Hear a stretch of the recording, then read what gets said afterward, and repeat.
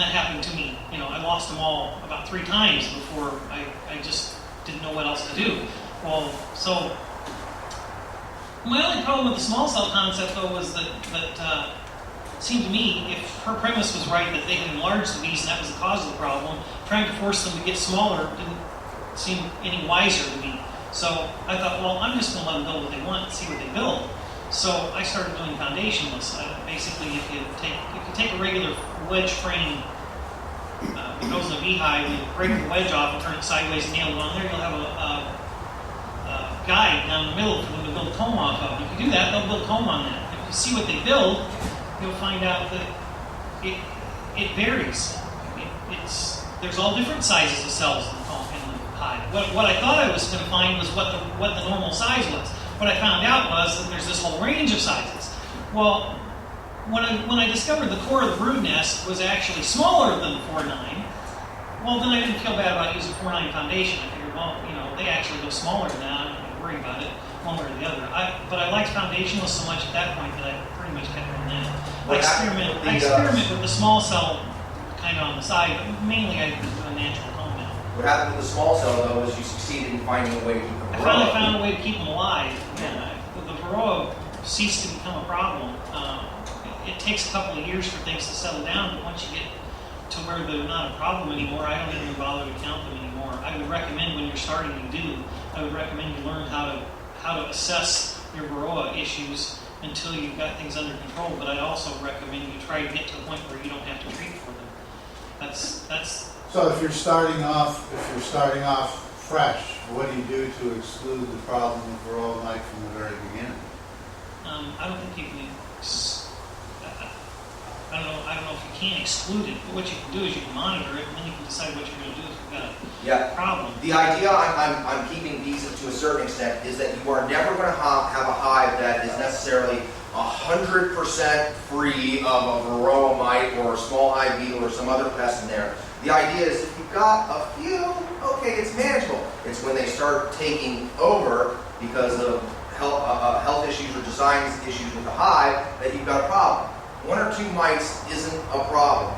100, 1,000 is a problem and stuff. So the idea is 1,000 probably isn't. Yeah, 10,000. 10,000 is a problem. Because here's the thing, you're going to see them in drone comb sometimes no matter what you do. If you have natural cell drone comb, the drone cells are fat.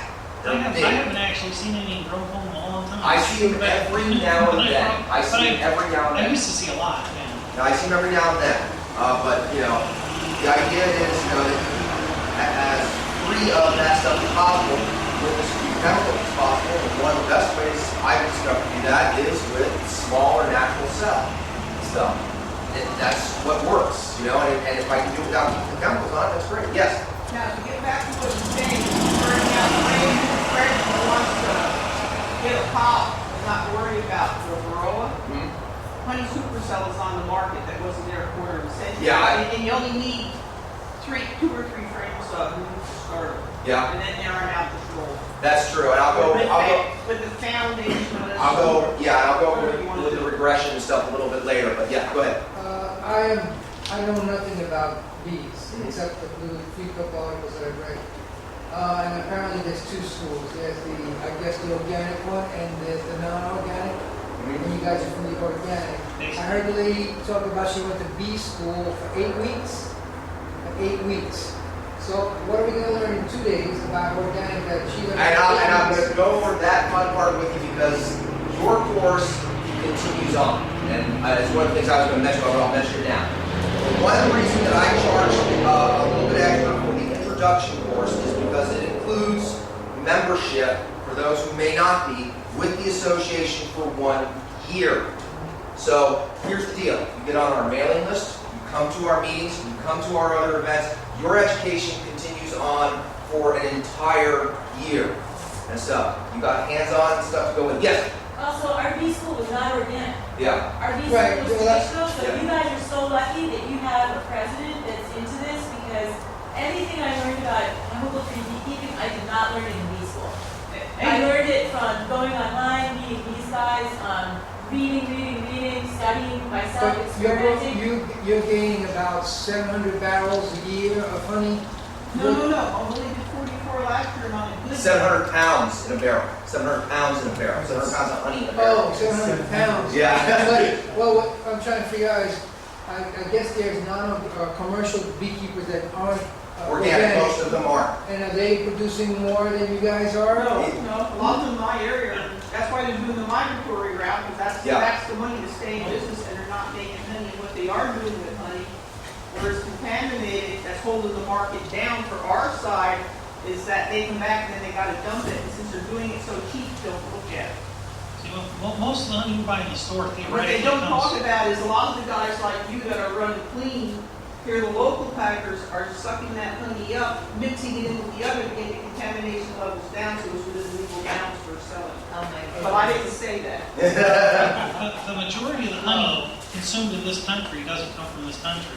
Yeah. In theory, it comes from South America. In reality, it comes from China.